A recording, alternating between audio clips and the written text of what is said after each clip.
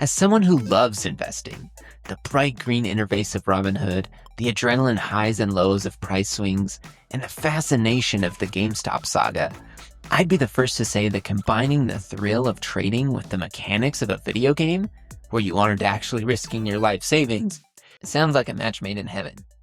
And then we have insider trading, a boring roguelike deck builder with surface-level personality that squanders every opportunity to replicate the magic of the markets. Welcome to my Worth Your Time series, where I break down whether in this attention-hungry economy, if games are worth your time in addition to being just worth your money. Insider Trading just released a few days ago, and I have to admit I was extremely excited for this game when the trailer first dropped. I could only imagine how fun it would be to turn power and influence into huge green candles and even larger cash outs. What I actually played was much different from those expectations. To the developer's credit, the game is listed on Steam as a deck builder, but I wasn't aware just how much this label would drag down a game with lots of potential.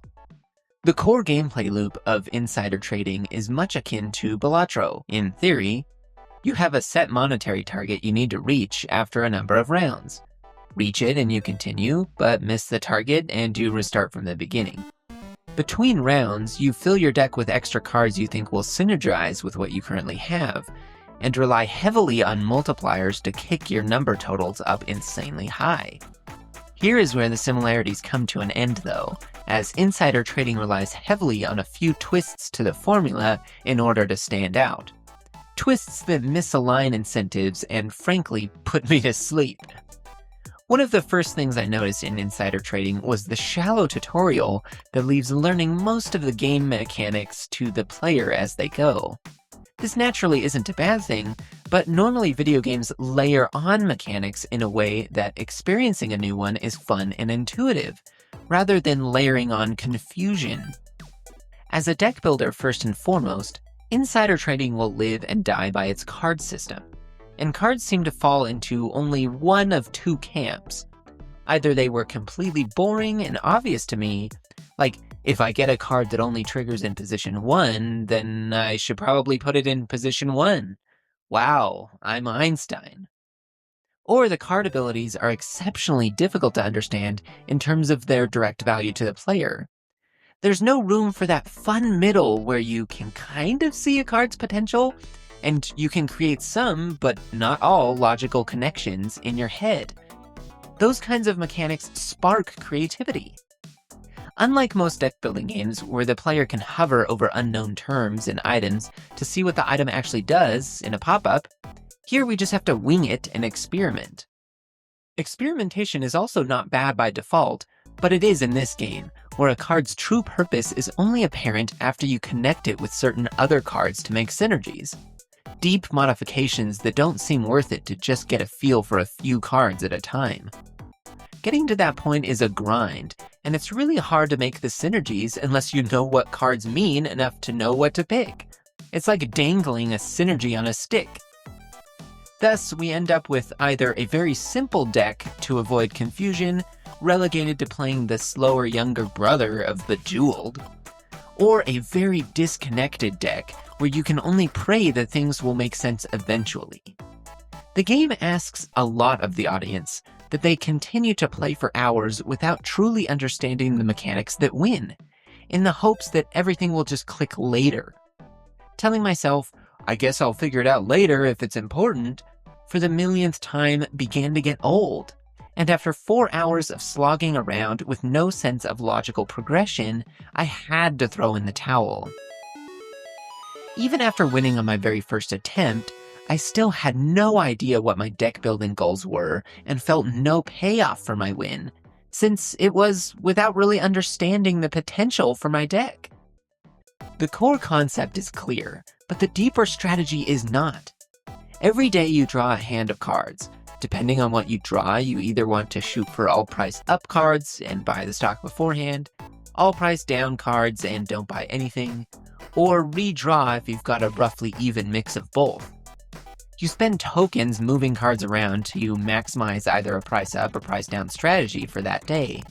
Tokens are also spent on temporary upgrades called pills and permanent upgrades called perks, So whatever tokens you earn from reaching targets, earning interest, and through card abilities needs to be used wisely. What I think the game is shooting for here is striking a balance between spending your tokens on modifying the hand you drew in order to get more money / keep the price down, and hoarding your tokens for upgrades that will have a longer-term payoff. The rest of the meager strategy comes from choosing your new card at the end of every day and deciding what perks or pills to buy. It's rare I pick up a game and have no fun at the beginning, then continue to have no fun for several more hours, even as I unlock things, try out new mechanics, and even win runs. None of it was fun because fighting against RNG seemed to be the majority of the challenge, and RNG as a scapegoat for difficulty is never a great foundation for a game. Since you are required to pick one bad card and one good card after every day, your deck largely remains about half green and half red, unless you employ some later game strategies. This means that you often get hands with similar amounts of green and red cards, and must use lots of tokens to redraw cards to make the hand favor a single color. Heaven forbid if you're on the last day of the week and you need to make money, but you drew all red cards. That's just RNG for you. Debatably, the strangest mechanic of the game is the quest for price balance. When you start, you get the impression that your objective is to use crazy multipliers to drive the price up to insane numbers with lots of zeros, just like the dopamine shenanigans of Balatro. But developers intentionally neutered that dream by forcing players to keep the price reasonable throughout the run. Since every week your boss takes all of your money and leaves you with only $1,000, you have to keep the price under $1,000, or $2,000 to $3,000 if you have certain abilities, if you want to even trade a single share, which from my estimate is the only way of making money with the decks I had unlocked. This mechanic keeps an already tame game with little gameplay even more apathetic to the player by preventing the kind of god runs that we've come to love from roguelikes like Balatro and games from other genres like Risk of Rain. From what I unlocked, I always had to temper my trading successes with some days where I focused on tanking the price back down to a reasonable level. It felt like I was tasked with erasing my existing progress, and whether I was good at it or not, once again, was up to RNG. Of course, there would have to be ways around this later in the game, but it's a massive drag on early game pacing, so I don't understand having the mechanic at all, aside from clear differentiation from Balatro. Trading has so much potential for an addictive gameplay loop, just like Balatro did for video poker or Clover Pit did for slot machines. The concept of insider trading specifically has even more potential.